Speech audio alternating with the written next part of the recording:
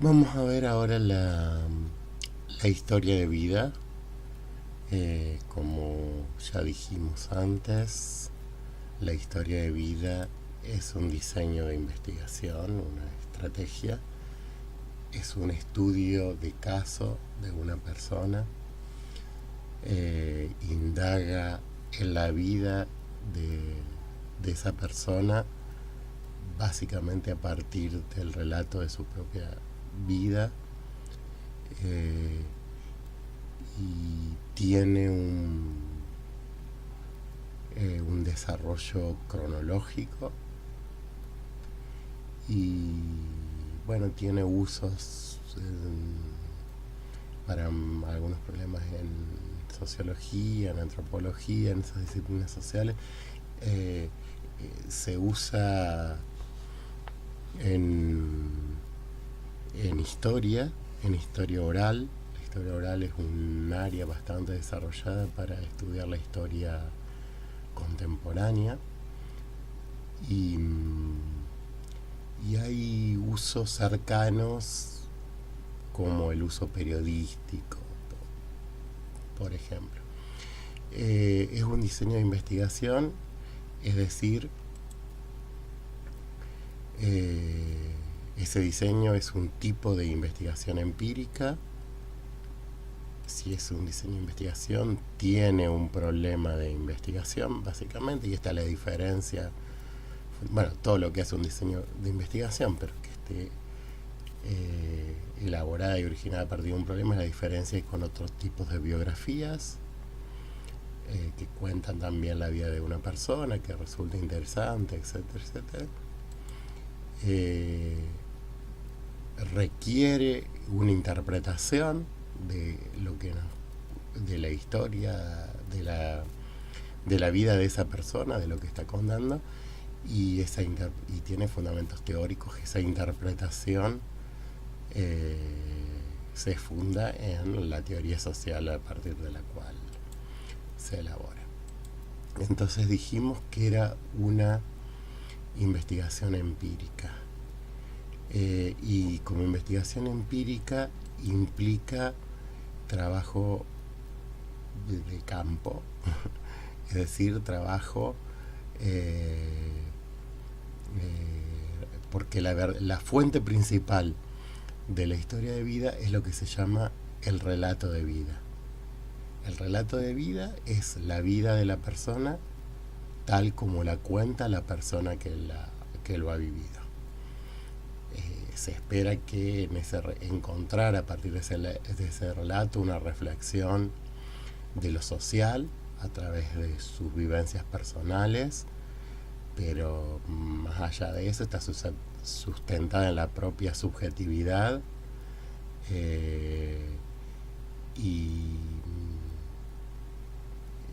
es la historia de una persona que tiene cierto interés para el problema, no requiere ninguna persona especial, o sea, es alguien que ha vivido algún tipo de acontecimiento en el que encontramos o a partir del cual abordamos el problema que estamos estudiando. Y el relato de vida se obtiene por la entrevista en profundidad. Una historia de vida puede sumar otras fuentes. Generalmente es bueno que sume otras fuentes como diarios personales, álbumes fotográficos, correspondencia. De acuerdo, vamos a ver, al enfoque interpretativo, teórico, hay otras fuentes que hacen referencia al contexto, diarios, revistas, documentos históricos, pero como diseño requiere un relato de vida que se obtiene de la entrevista en profundidad. Y en relación justamente al relato de vida, un autor que es Pujadas clasifica 3 tipos de historias de vida.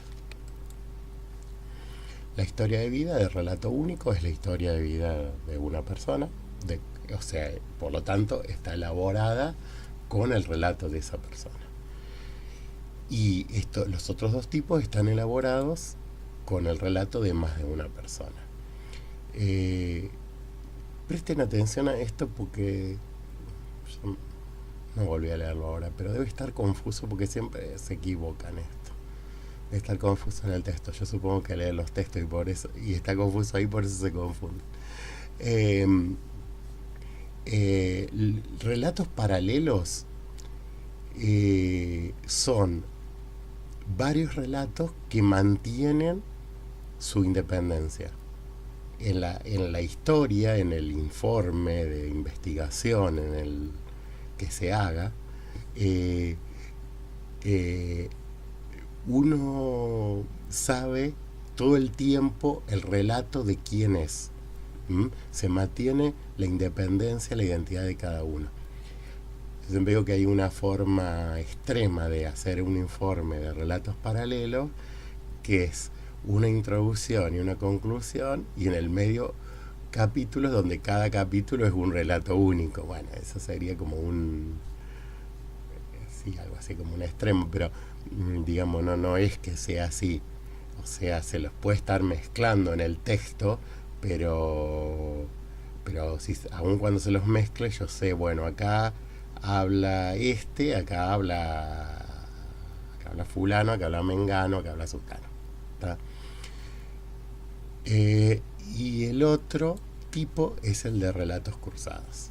Y acá los relatos se cruzan, se pierde la individualidad de cada uno. Acá los relatos están en función de reconstruir otra historia. Por ejemplo, yo entrevisto a los primeros camarógrafos, los primeros periodistas, la locutora, la que hacía maquillaje, el gerente, todo del canal y su vida, pero yo voy a ver la historia del surgimiento de la televisión en Río Cuarto.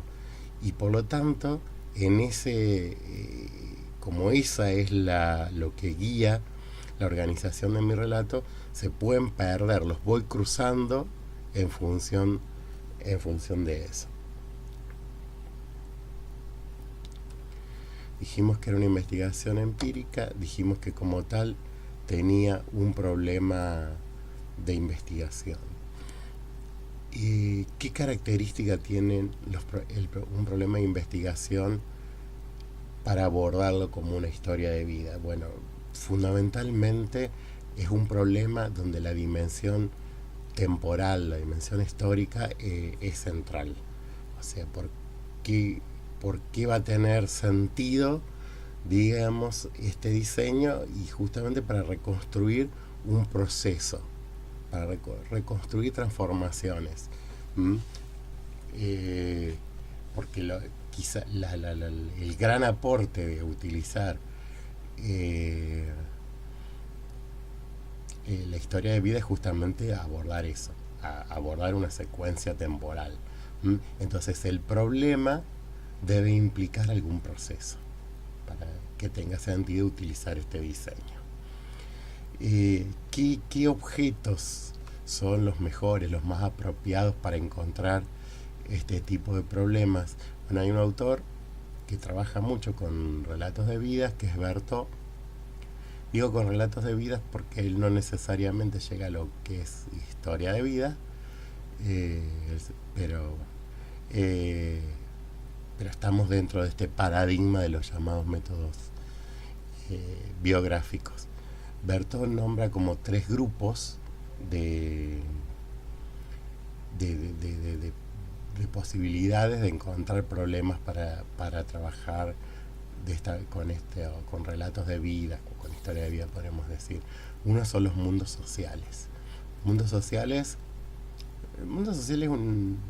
él es un autor francés y los autores, en general los autores europeos de estos enfoques son siempre bastante sui generis, no nos siguen necesariamente una corriente muy definida, pero mundo social es un concepto interaccionista, aunque él no es para nada interaccionista. O sea, él es mucho más estructuralista para decirle interaccionista. No es un estructuralista, por supuesto.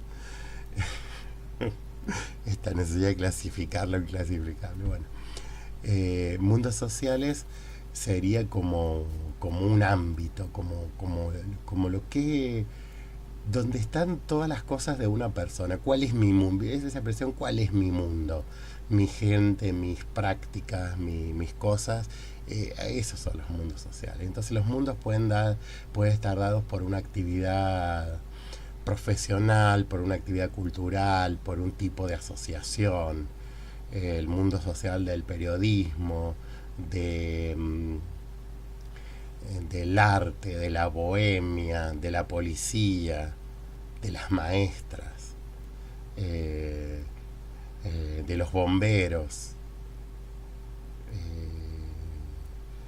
de los que van siempre a ver ópera, de los... ¿tá? Otra de los lugares que él pone son las categorías sociales. No como estatus, sino categorías que implican ciertas transformaciones y en general las más... Lo que ayer cuando hablábamos, ayer lo grabé ya,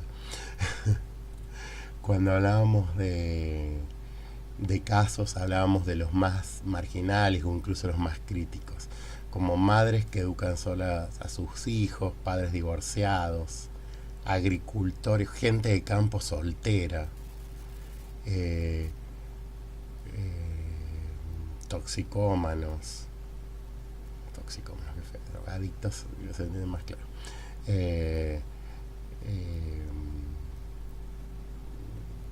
Sin papeles, o sea, ¿cómo se dice? Bueno, extranjeros sin papeles. Y la tercera son las trayectorias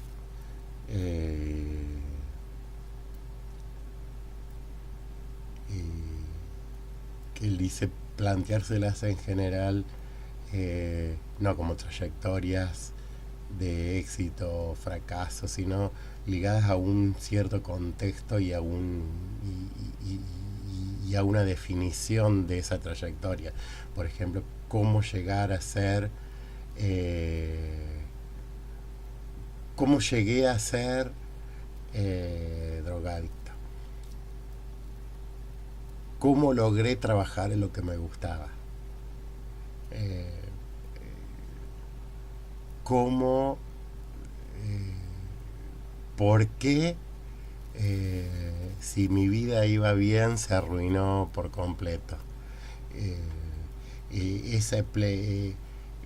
Quien pueda plantear una trayectoria en esos términos seguramente es un lugar súper interesante para poder asociar a una vida una serie de procesos sociales, de contextos, de situaciones que van a ser muy interesantes para estudiar, muy enriquecedores, y que los podemos estudiar justamente a partir de cómo desde esos lugares, porque si no son poco accesibles.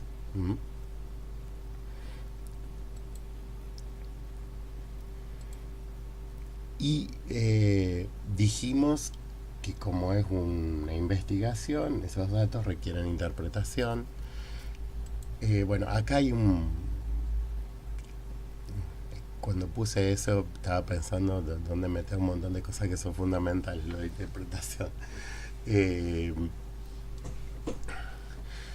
Porque la interpretación, y acá cuando digo la interpretación estoy hablando de la interpretación, pero estoy hablando también de la validez, estoy hablando de la utilidad y estoy hablando de cómo hacerlo. Entonces hay primero una serie de problemas. Uno es el estatuto para empezar, del relato de vida, que dijimos que es el material el material empírico de base para elaborar la historia de vida. Yo acá pongo ilusión biográfica. Ilusión biográfica es el nombre de un artículo de Bourdieu, la ilusión biográfica, donde critica fuertemente. Lo que dice Bourdieu es algo así como que las personas suponemos, y los investigadores que creen que se pueden hacer historias de vida o algo por el estilo, que hay un hilo conductor desde los orígenes que da continuidad y organicidad a la vida de una persona, y que en realidad no lo hay.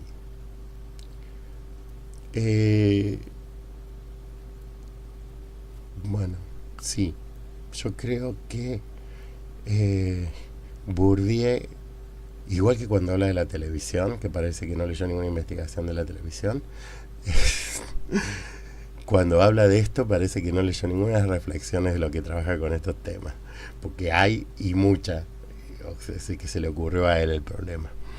Es un problema de entrada, o sea, entre la experiencia vivida y su elaboración en forma de relato para contárselo en una entrevista o por algo, hay una gran cantidad de factores que son mediaciones, por no decir que son deformaciones, desde el problema de la percepción, el problema de la memoria, la capacidad de reflexión, los dotes narrativos que pueda tener uno, todo lo que dijimos antes en la otra clase sobre cualquier entrevista, la definición de la situación, etcétera, etcétera, etcétera. Hay algo como fundamental para tener en cuenta, que estamos preguntando por el pasado y nos están respondiendo en el presente. Nunca vamos a obtener un relato de lo que pasó en el pasado, nunca. Lo que estamos obteniendo es la reconstrucción que el sujeto hace en el presente de lo que pasó en el pasado, de lo que pasó en el pasado. Eso es como central, pero eso es como básico y sabido. Y hay reflexiones súper interesantes sobre este tema. Quizás uno de los autores que lo ha trabajado mejor es Ricard. Tiene un libro de como 2000 páginas que se llama La historia, la memoria, el olvido. Fundamental, o sea, eso se sabe, y eso es algo a partir de lo cual con lo cual hay que trabajar. Y todo dependerá, de nuevo, desde qué teoría, desde qué marco estoy trabajando, formulé mi problema y va a ser la interpretación. Si yo tengo intenciones muy realistas, por ejemplo, si estoy haciendo historia oral, sin duda me interesa mucho más verificar hechos que otra cosa. En cambio, si estoy desde una perspectiva mucho más fenomenológica, constructivista, me va a importar muy poco, porque lo que me importa justamente, ya de por sí el problema está pensando en la construcción que se hace del pasado y no en el pasado.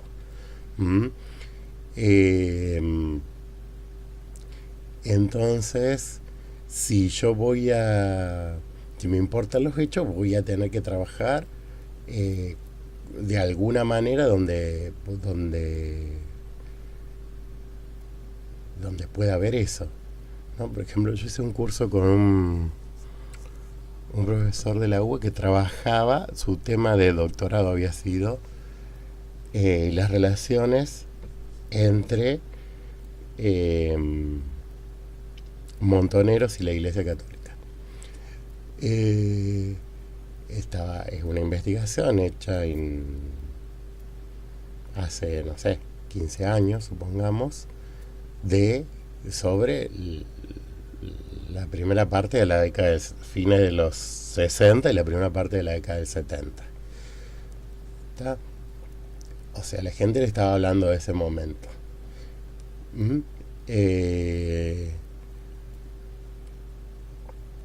si digo una cosa que él encontraba, por ejemplo, era súper común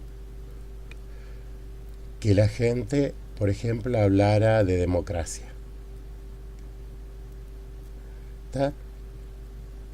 Si vos haces algún tipo de control, por ejemplo, vas a buscar las publicaciones de los propios grupos a los que pertenecían los entrevistados y todo, democracia no era una palabra de ese tiempo. Ese es un discurso del presente sobre el pasado, es una construcción del presente sobre el pasado. ¿Está? Eso hay que tenerlo claro. Cómo uno lo va a trabajar va a depender de lo que uno quiera, del marco teórico en el que se esté moviendo, qué estatuto de realidad necesita o quiere trabajar. Una cuestión importante para la interpretación es la secuencia, porque como dijimos, es un relato. La historia de vida tiene una organización temporal, diacrónica, y ahí hay un concepto que nos sirve bastante, que es el de carrera de vida, de Taylor y Bogdan. Ustedes, bibliografía para historia de vida, tienen, que figura en el programa como bibliografía para este tema, un capítulo de historia de vida del libro de Valles. Después, en el capítulo que ustedes tienen de Taylor y Bogdan de entrevista, en un lugar dice tipo de entrevistas, que ya le dije que no son tipos de entrevistas, son usos de la entrevista. Una es historia, uno de los usos es historia de vida. Ahí tienen media paginita sobre historia de vida. Y aparte, en ese mismo libro, pero en el capítulo sobre informe, también habla de historia de vida. Y ahí está el concepto de carrera de vida. ¿Qué es la carrera de vida? Sería la secuencia de posiciones sociales que las personas ocupan a través de sus vidas y las definiciones cambiantes de sí misma y del mundo que van teniendo en esas distintas posiciones, las distintas secuencias de su vida a partir de esas distintas posiciones. Con la carrera de vida, digamos, un modo de interpretar, para hacer una historia de vida, un modo de interpretar el relato de vida muy útil es reconstruir la carrera de vida, identificar etapas y periodos críticos que dan una pauta que estructura las distintas definiciones y perspectivas de la persona con la que estamos trabajando. Similar, pero desde una posición más intermedia, porque el concepto de carrera de vida son las posiciones que estructuran la vida para la persona, la reconstrucción de esas secuencias que para él definen esas posiciones. Bertot tiene una posición, no lleva la E,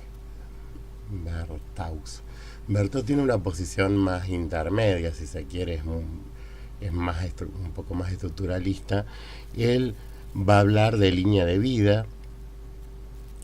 Él dice que el relato se estructura en torno a una sucesión temporal de acontecimientos, y que esa sucesión temporal es la columna vertebral, es lo que él llama la línea de vida, que no es una recta ni una curva, sino que se bambolea, dice, a merced de fuerzas colectivas que reorienta sus recorridos, y que esos bamboleos muchas veces son imprevistos, incontrolables,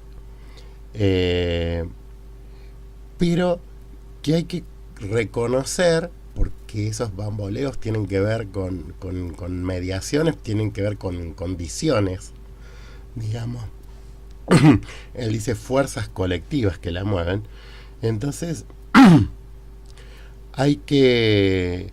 Esas mediación van modificando su curso, pero lo que no hacen es modificar esa estructura diacrónica de situaciones y acontecimientos, que tienen una causalidad secuencial que nos garantiza cierta objetividad, porque dice, aun cuando hay muchas lecturas, muchas formas de entender el pasado, muchas formas de ver la cosa, lo que debería poder reconstruirse siempre de la misma manera es esa estructura de causalidad secuencial, esa estructura de acontecimientos diacrónica,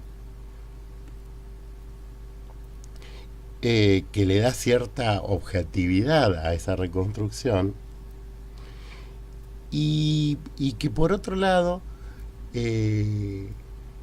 también nos permiten ver cómo el sujeto se va moviendo en ese mundo de condiciones, porque ahí está donde él puede ver su acción.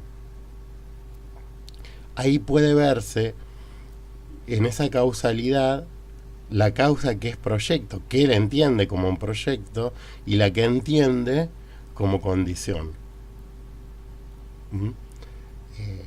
O sea, él asume claramente una condición, una posición de las que llamamos intermedia, ¿verdad? Por eso esa idea no es esa idea de carrera de vida, sino es una idea de constante interacción entre lo que el sujeto va entendiendo como condiciones, lo que entiende como proyecto, y el contexto que le permite, en el que se mueve.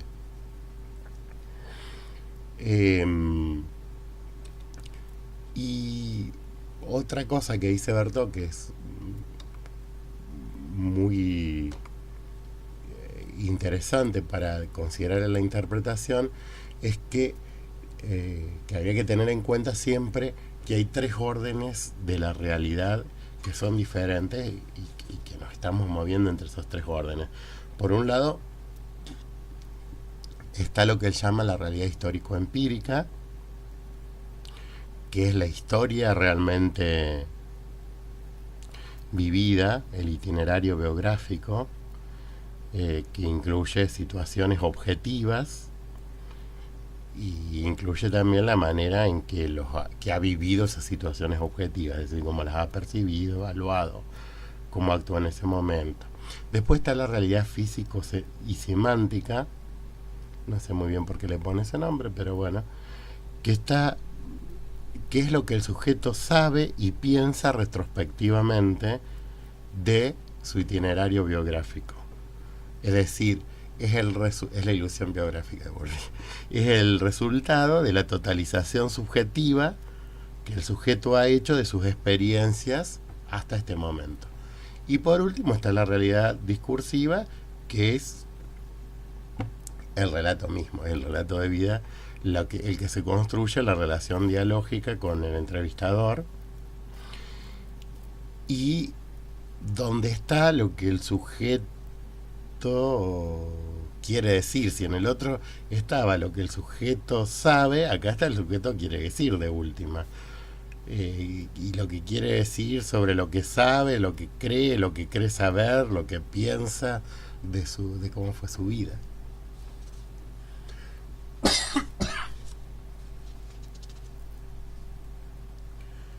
Y como es un diseño de investigación, dije, como cualquier investigación, tiene un enfoque teórico. Y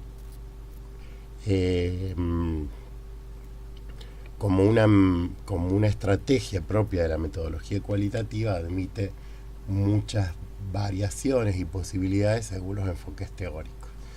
En los enfoques teóricos más idealista, sin constructivista. Bueno, en un extremo tendremos algo que podríamos llamar dilteniano. Le pongo ese nombre porque es lo que dice Forni en el texto que ustedes leyeron, pero sería esa versión, no sé, porque no conozco a nadie que se diga dilteniano en este sentido, pero sí lo que hubo en los 90 es, dentro de la antropología, una corriente posmoderna muy crítica que cuestionaba la autoridad del etnógrafo, la autoridad del investigador, que el investigador no era quien para violentar la palabra del nativo, en esos términos de la antropología. Entonces, por ejemplo, se publicaban relatos así, tal cual, sin ninguna mediación, ser totalmente fieles a las palabras del entrevistado, al que aparte no había que preguntarle, había que hacer que hablara lo que quisiera, y a lo sumo el trabajo puede ser el trabajo mínimo para, no sé, poner puntos, comas, mejorar alguna construcción para que se entienda. Eso sería el extremo. Las versiones más constructivistas pueden ser las que veníamos viendo del interaccionismo, como la de Taylor y Vaughan, que ustedes van a leer varias cosas. No está puesta entre los textos que vamos a leer como ejemplo, pero ustedes pueden buscarlo porque tienen todo el libro. Hay una historia de vida de un retardado mental,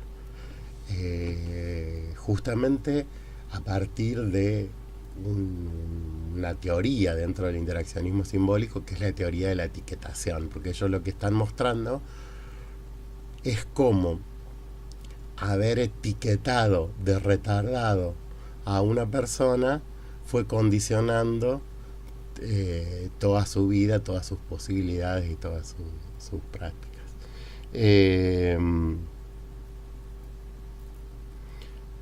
Pero lo que ustedes van a encontrar ahí, cuando ustedes lo lean, van a ver que es el relato de él, no es el relato, está editado, está organizado, está ese marco teórico detrás, pero cuando aparece los párrafos en que no habla él, son muy poquitos.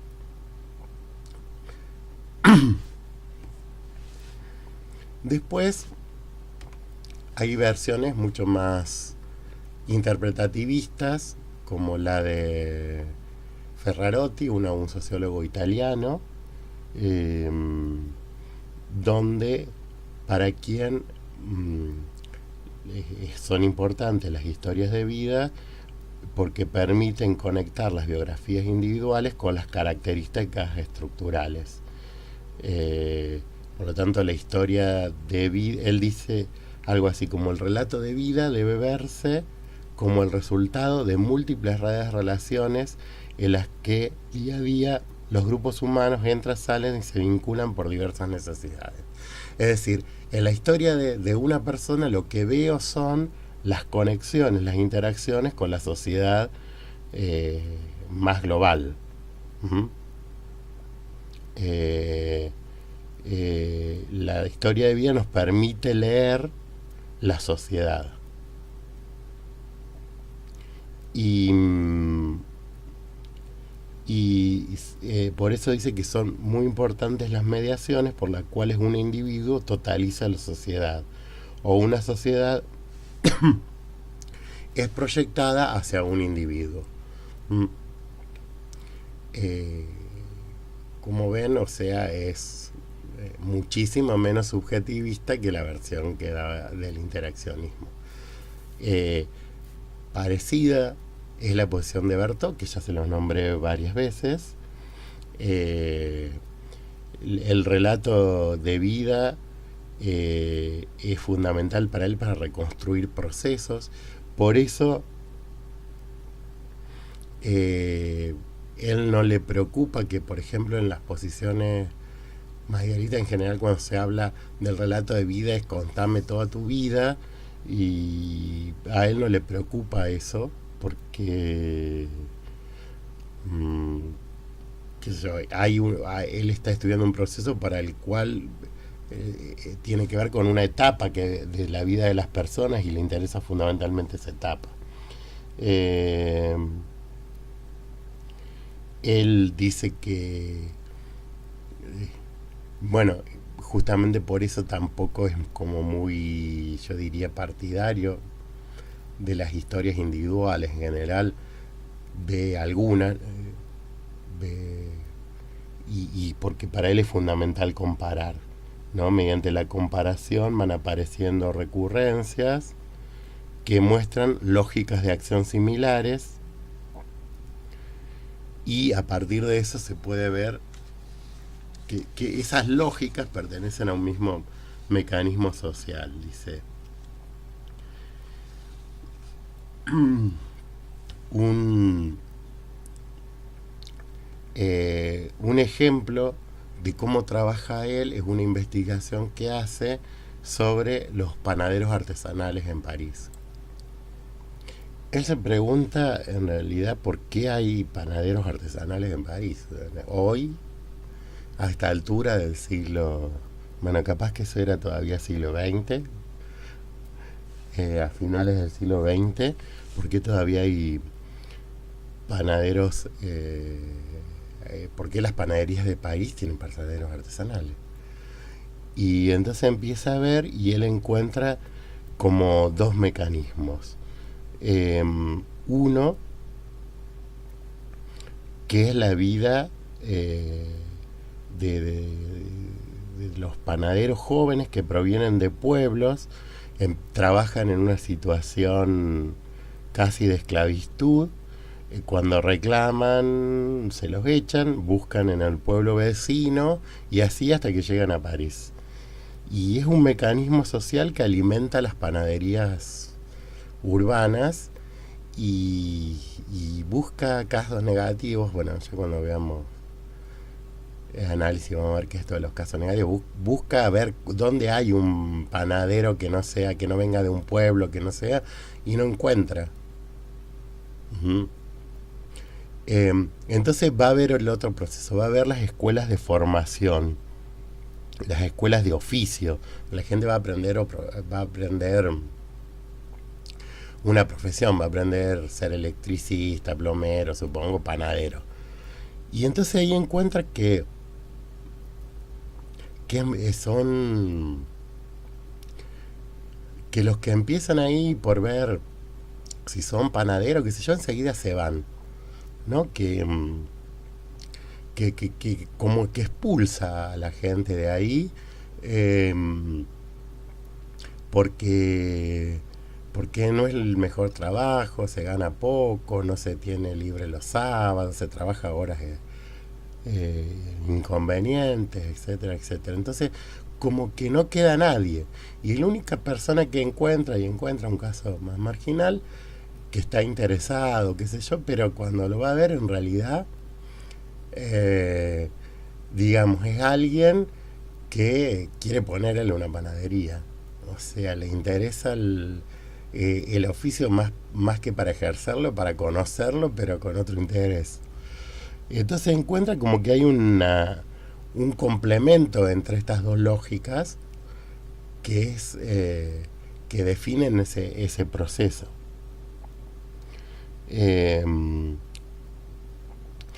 se pregunta si va y dice que esto se puede interpretar como una estructura, como mecanismos sociales que definen esta lógica, o se puede interpretar como dos lógicas de la acción, de acción racional orientada a fines, la de los panaderos rurales y de los aprendices urbanos, que al comparar su situación con las de sus compañeros, que trabajan en otros ramos, los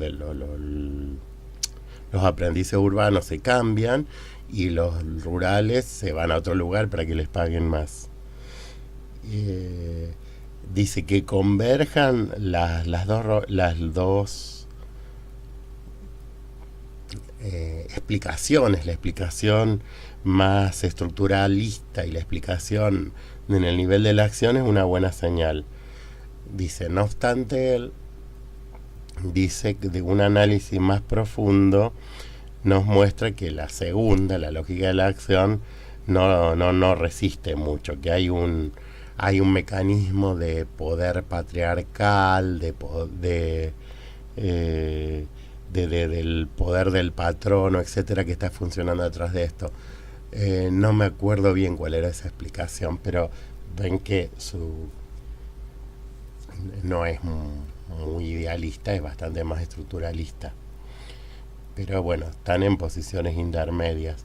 Y un poco más estructuralista todavía están... Yo ahí puse post porque son toda una serie de posiciones que tienen una teoría de la identidad que deriva de algunas teorías post-estructuralistas, postmodernas, la de la Cló, de Derrida, esa idea de que uno tiene múltiples identidades, tiene una identidad como padre, una identidad como trabajador, una identidad como no sé qué, que no forman un todo homogéneo. Entonces hay como relatos de vidas tendiendo a ver eso. Nosotros veíamos en algún tiempo como ejemplo una historia de vida a una inmigrante francesa y que estaba organizada así en su identidad de mujer, de madre, de inmigrante, de no sé qué. Bueno, y acá ya creo que perdemos casi todo. Yo siempre termino diciendo que Bourdieu es más estructuralista, tiene un poco de una teoría intermedia, pero lo que dice en este ejemplo, sin duda, en este caso, en este artículo, sin duda, porque Bourdieu, eh, para él, solo se pueden comprender las trayectorias a partir de los estados sucesivos en el campo, que son relaciones objetivas. Eh, Ese sería el concepto que no sería de historia de vida ni necesita el relato de vida. O si usa el relato de vida, lo despoja de toda la subjetividad para dejar lo que era el núcleo a partir del cual se enhebraba lo otro, según Berthaud, que era la secuencia, es lo único que le queda para Bourdieu. Bueno, dejamos acá